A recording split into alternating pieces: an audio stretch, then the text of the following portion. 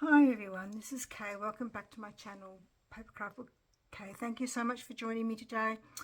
I am so pleased that you are here to see me do the Margarete Miller challenge for week 18. My goodness, time's flying by.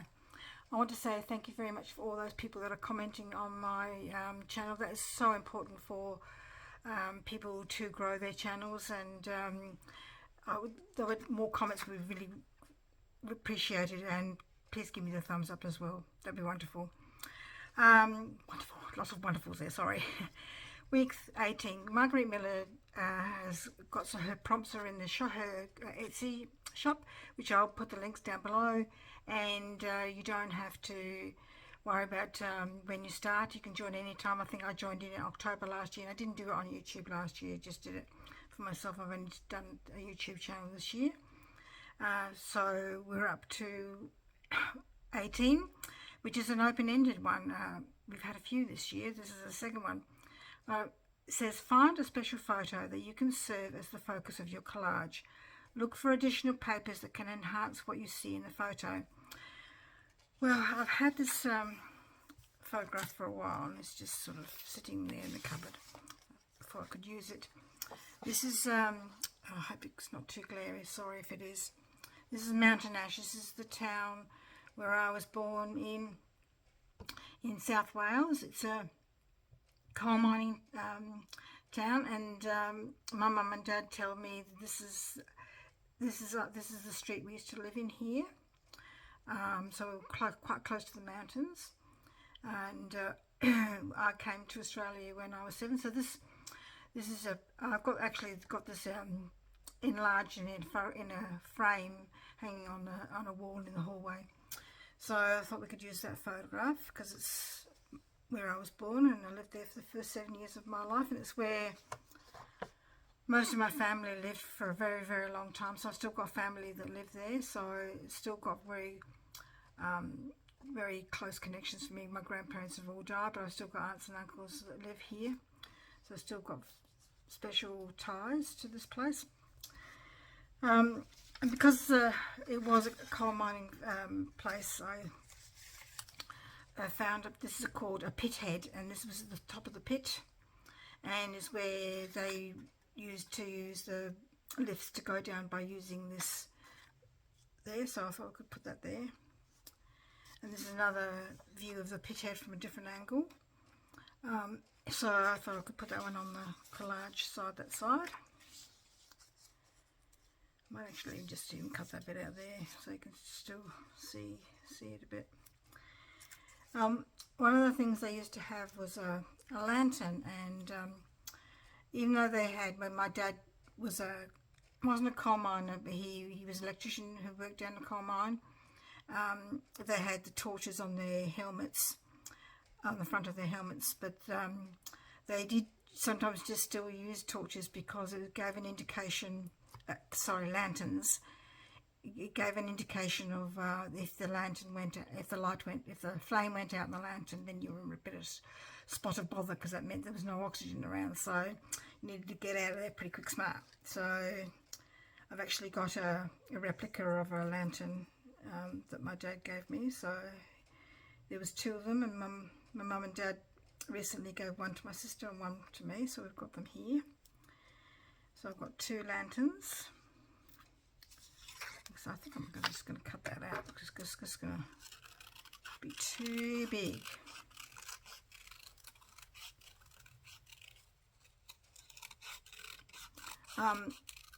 My dad actually remembers his cousin John, who was a bit older than him, was a coal. He used to be in charge of the pit ponies. The pit ponies used to be kept down the mines. They were shorter in stature than normal ponies, to pull the wagons of coal, and they just were kept down there for ages. I mean, they had a special dugout at the end, so they had a bit of room, but still certainly different in those days. Can't really see. The trouble is with if I put that there, you can't really see, and I want to see the lanterns, so maybe I could put it there, and Maybe I should cut this pit head out as well.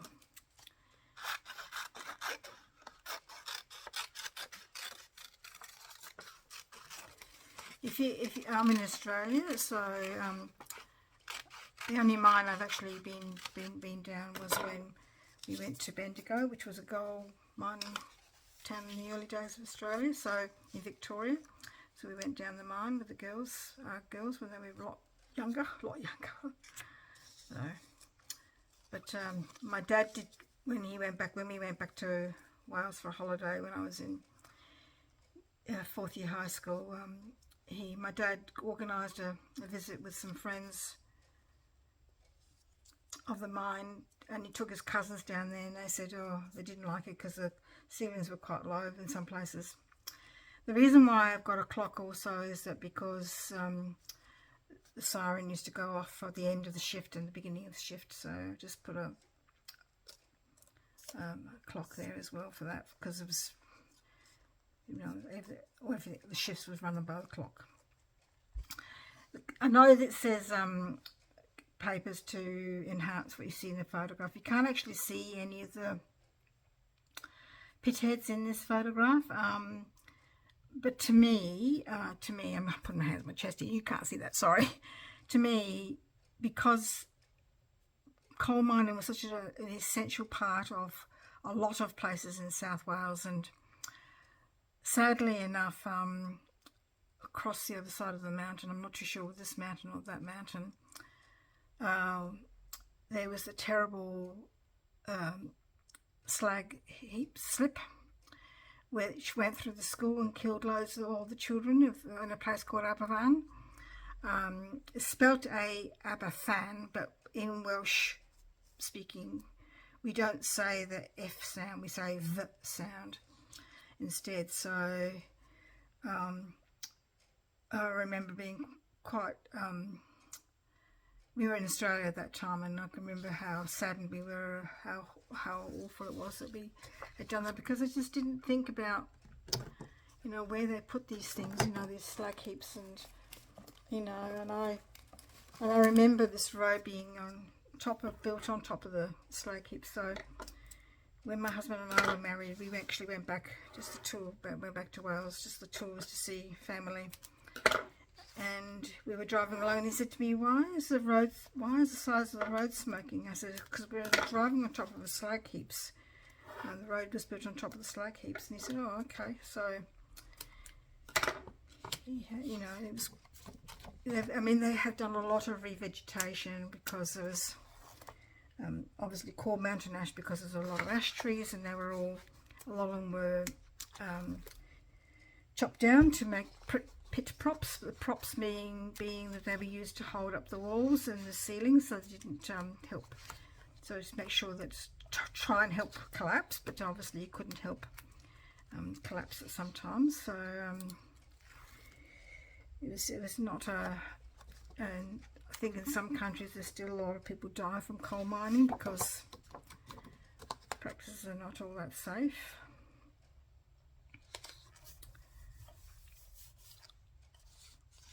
But like I said, it was a big part of our lives. Like I said, my dad was an electrician, so when we applied to come to Australia, he, you know, we just did electrical work for the city of Adelaide, which is where I live now. Did work there. And very famously, he's when the Beatles came to Adelaide for a concert, I think, back in the day, I think it was a concert, they went to the town hall to stand on the balcony to greet the crowds, and my dad was going down the steps, and they were coming up the steps, and we said, didn't you say hello, didn't you get an autograph? And he said, well, not really, because, you know, like, didn't think it was really, you know, the right thing to do. And we're thinking, oh, Dad. But he did pass him. He got this little what's the word, close encounter with fame. That's what I'm looking for, close encounter. So that was that. In fact, I think my father was, his father was also down the mines, and in World War II, because he was a coal miner, it was a required industry. So because it was a required industry, they were expected to stay working down the mines and not to go to war. But my mother's father did go to war. Never really talked about it. He was in Burma for, well, it was called Burma then. It was called Myanmar now. He was in Burma, driving trucks. And we don't really know much about that episode because he never really talked about it. And it's probably really relevant here at the moment about our war history, because tomorrow, because I'm doing this in advance, this is the Sunday before this comes out. Tomorrow is Anzac Day in Australia, where we celebrate the returned service people that come back from the war, and their families can march with their medals as well. And the last couple of years we haven't been able to do a lot of it because of COVID. So it'll be interesting to see if we can do it this time. So I've got a little bit of strip of information here about the pit head. It was the Dufferin pit that my dad worked at.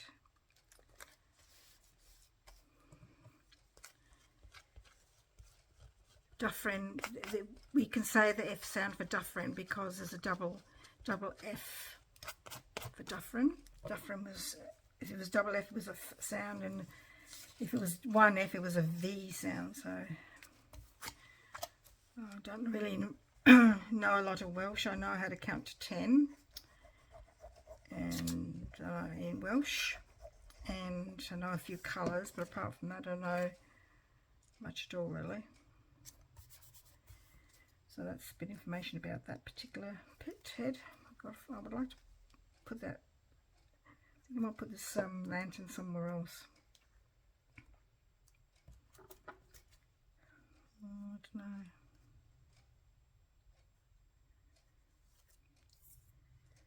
I think it sort of doesn't really belong up there. I might have to move that and put it there. Then I can't see where the house is very well if I do that. Glue everywhere. There's a special glue rubber I'm using here.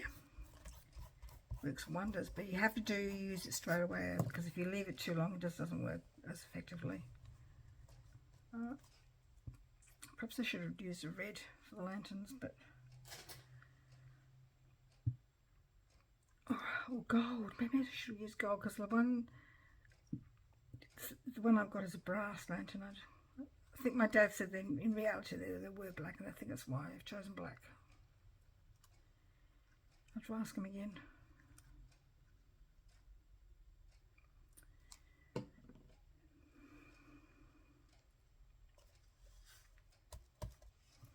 Let me have the time. So even though I haven't used a lot of papers to enhance the photograph, I've just added the more pictures and the die cuts to help tell the story of where I was born and the coal mining history of Wales, of South Wales I should say. They think that my father's grandfather went to Wales from England and had a different surname, and because he was illiterate, they didn't possibly understand his name well, and wrote it down as something else. So we don't think his name was Simmons, which is what my main name is. I don't think his name was Simmons. I think it was something else. But because of his accent, they misunderstood him and wrote down Simmons, and that's what we stayed at. We don't know if that's for sure or not, because we can't really find out for sure if that's a true story or not. Just going to do a bit of gold around the lantern. I don't know if you can see that. Just to give it a bit of sort of a black highlight, I'm doing gold highlights.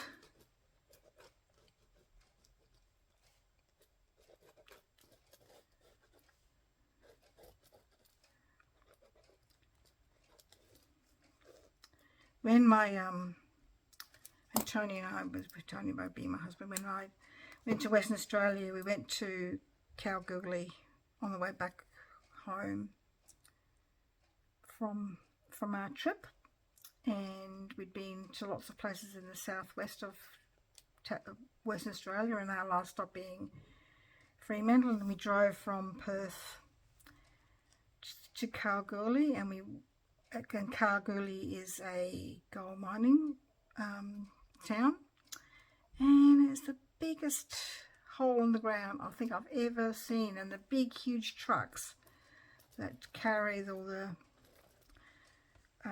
rock to be processed for gold. They just look like miniature little toy trucks, because it's just this, compared to the mine, the hole in the ground, it's massive. I think they call it deep pit. I think it's the biggest hole in the southern hemisphere. Look, I could be remembering wrong. I mean, I'm not too, it was a while ago now that we went there, and there were so many things we saw and learned about, and just you don't always necessarily remember everything correctly. So I'm going to do a little bit. The trouble is, you won't be able to see the gold over here either because of the picture. Do our best.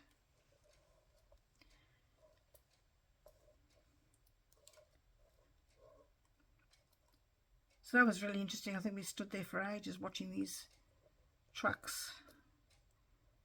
You could do a tour of the mine, but we decided we went to the museum instead and learnt about the coal mine in Kalgoorlie and did that instead.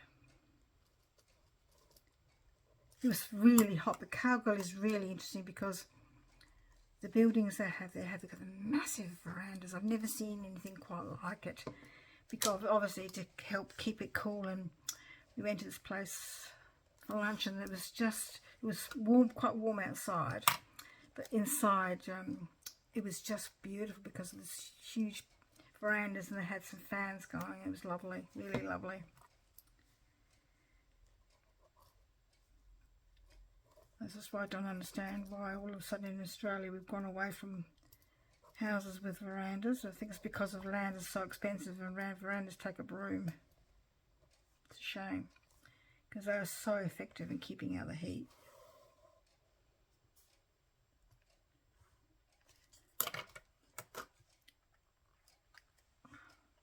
Trouble is, where am I going to put my number? I'm going to put it on the photograph. I'll have to do it on a bit of paper on the photograph. Let's do that. Just a bit of paper. Number 18. I'll find my stencil here. Just doing the corner here. Just cut it out. Rough circle. So I hope you've liked my story about my hometown. Well, my birth town, I should say, because Australia's my home. I wouldn't want to go back and live there now. I remember when we went back, like I said, when I was in fourth year high school with Mum and Dad, and thinking I'm so glad we lived where we do. It's cleaned up a lot since then. I just thought it was a bit dirty and a bit run down, but it's cleaned up a lot since then. They do a lot of lovely, wonderful things.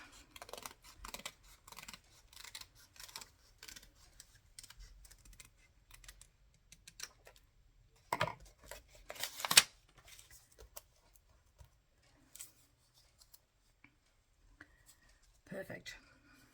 That way I won't damage the photo. And mine just says, it says me, who's just glued stuff all over it, but I don't want to put text on it. So that's stuck. It hasn't come up very well. It's a bit warmer here again today, so glue is just not being cooperative. Let's just use some glue stick here. I'll not stick on the photograph though.